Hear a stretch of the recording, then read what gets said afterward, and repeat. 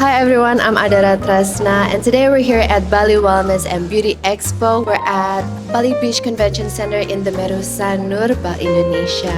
Today we're joined by Bapak Bagus Rahman, Deputy for Medium Enterprises, Ministry of Micro, Small, and Medium Enterprises of the Republic of Indonesia. Apa kabar Pak?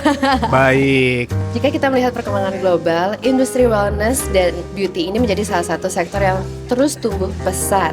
Menurut Bapak, di posisi mana Indonesia saat ini berada dalam perkembangan tersebut? Wah, ini kalau kita bicara wellness and beauty ya. Dan tadi Mbak Rara bilang sudah menjadi industri. Ya, tentunya ini udah menjadi hal yang harus menjadi perhatian. Bukan hanya Indonesia, tapi dunia. Karena kalau kita bicara wellness and beauty, itu kan kita bicara kesehatan dan kecantikan ya. Itu kalau kita bicara teori Maslow, itu sudah masuk tuh. Kebutuhannya itu tidak hanya bicara masalah untuk makan, untuk sosial, untuk punya safety, sampai ke esteem needs, self-actualization, tapi juga masuk ke kecantikan, termasuk wellness di dalamnya. Nah, makanya kalau kita bicara industri wellness and beauty, khususnya di Indonesia, ini menjadi penting. Kenapa? Karena ya, pertama, semua dunia tahulah bahwa Indonesia itu kaya sumber daya alam, betul ya? Nah, tapi kalau dari sisi wellness and beauty, di mana di sekitar 30.000 tanaman ya, berbagai jenis itu adalah bahan baku dari wellness and beauty. Nah, sehingga kalau kita bisa hitung-hitungan tuh, ya itu kita bisa dibilang ranking kedua lah, ya untuk di dunia ya sebagai sumber bahan baku dari wellness and beauty. Sehingga kalau kita bicara industri wellness and beauty, kita harus lihat di hulunya. Oh, hulu kita menguasai. Sehingga kita harus lihat lagi, oh potensinya seperti apa nih. Nah, teman-teman di kementerian terkait itu sudah memetakan. Ya, saya mendapatkan data sekitar 6,8 triliun USD, which is itu adalah 122.000 triliun. Banyak ya, dunia, tapi dunia ya itu ya. Nah, tapi Indonesia di mana nih posisinya? Kan seperti itu tadi. Nah, tadi saya sampaikan bahwa karena kita kaya di hulunya, sehingga yang perlu nanti kita ke depan dengan event ini adalah kita mengkolaborasikan. Atau bahasa sekarang adalah co-creation. Kita mengajak ya para stakeholder untuk bisa masuk ke industri wellness and beauty. Ini menjadi bagian penting dari kontribusi yang tadi saya bilang. Perkembangannya menurut catatan juga itu 6,5% pertumbuhan tiap tahunnya, artinya growing terus. Yang menarik ya sebetulnya ya, dengan berbagai macam event untuk expose produk-produk lokal maupun luar, bahkan juga ada masuk produk luar ke sini ya, tapi kita lebih banyak lokalnya sebetulnya ya. Itu tidak hanya perempuan aja loh. Iya, saya setuju. Ya kan? Tidak hanya perempuan aja pengen kinclong, cowok pun pengen kinclong. Betul, semua orang cantik sekarang ya. Bukan cowok cantik, bukan. Cowok pun pengen kinclong, artinya dia sudah tahu bahwa oh dia harus merawat kulitnya, dia harus tampil baik, karena dia expose diri itu akan menjadi bagian penting di era sekarang. Oh, that was a wonderful answer. Aku belajar sih dari question itu. Oke, untuk kedua nih Bapak, banyak produk lokal Indonesia memiliki potensi besar, terutama yang berbasis natural ingredients. Karena kembali lagi tadi dalam kita natural banyak sekali. Ada herbal, spa, beauty, dan wellness. Apa strategi yang perlu diperkuat agar produk-produk ini mampu bersaing di pasar nasional maupun internasional? Oke, balik lagi ya. Kita bicara pasar kan. Kalau pasar besar kita mau ngapain kan gitu ya.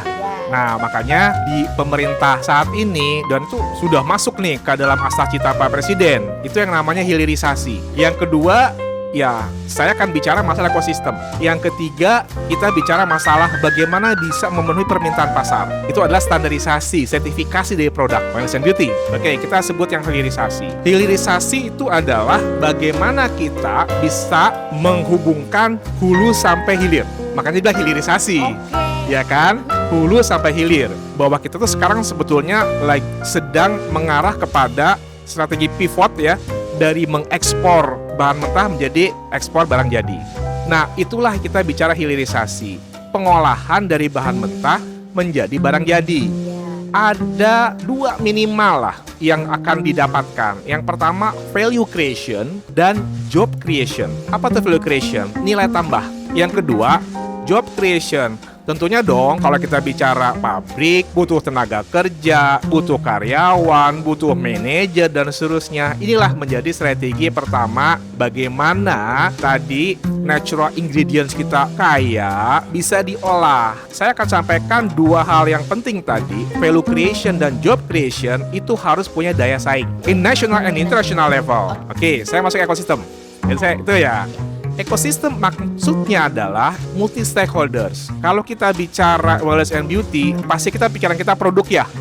Apakah itu parfum, kosmetik, jasa spa dan seterusnya gitu loh.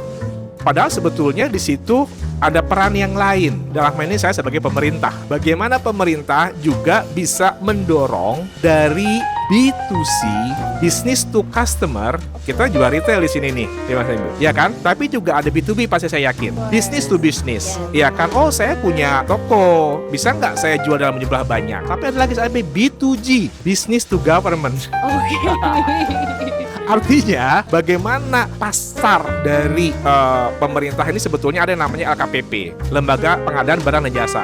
Ada juga padi UMKM di bawah BUMN. Ataupun juga kita bicara bagaimana menghubungkan antara kebutuhan dari masyarakat melalui peran pemerintah. Artinya nih kita perlu dong nih ada satu branding ya, pemerintah masuk ke program hilirisasi saya bilang tadi kan Desa Cita.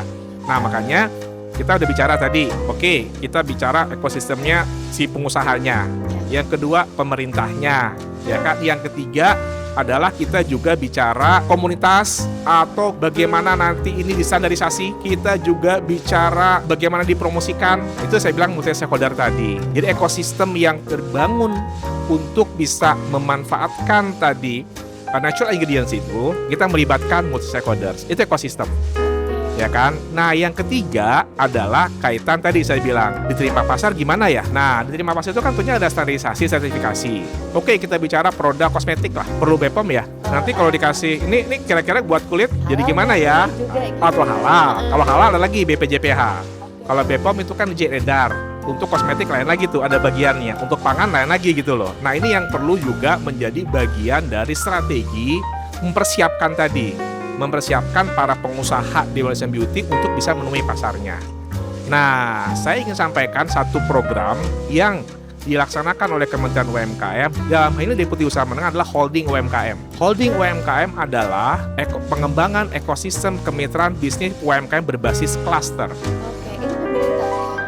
Pemerintah, makanya saya bilang tadi, ya kan B2G menjadi penting pada saat pemerintah punya program, ada akselerasi di sana. Program ini adalah bicara klaster. Salah satu klaster yang sudah kita identifikasi yang punya nilai tambah tinggi, ya, tadi kan value creation ya. Nah, itu adalah wellness and beauty. Sudah kita jadi nyambung nih gitu loh. Jadi event ini nyambung gitu dengan kehadiran Kementerian UMKM. Saya ikut mengawal Pak Wamen di sini ya.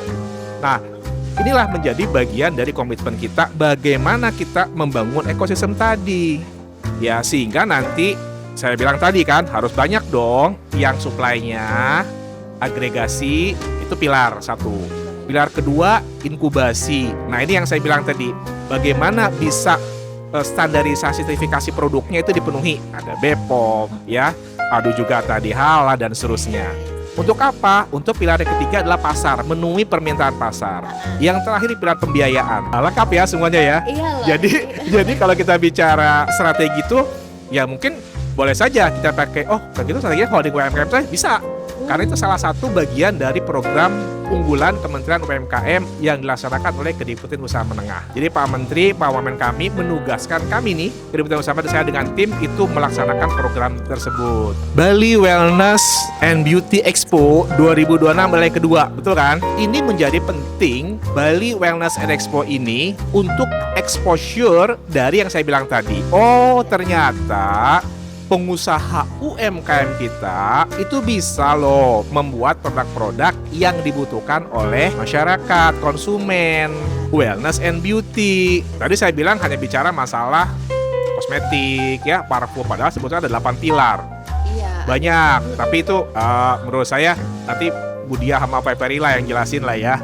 Nah, karena itu menurut saya Wellness and Beauty Expo ini menjadi sekali lagi momentum ya bagi terhubungnya antara produsen, artisan, konsumen, dan stakeholder terkait. Jadi kalau lihat sini, wah ini bagus nih, investor bisa masuk nih, masuk ke sana. Oh, ini pasarnya bagus nih ekspor, masuklah eksportir di sana, gitu loh. Jadi sekali lagi ini adalah momentum bagi tumbuh kembang atau meningkatnya atau memperkuat positioning industri wellness and beauty. Pak, terima kasih sekali loh Pak waktunya. Ya, sama-sama. Udah jelasin banyak segala macam. Ya. Halo, saya Bagus Rahman, Deputi Bidang Usaha Menengah, Kementerian Usaha Mikro Kecil Menengah. You are watching Bali Daylight.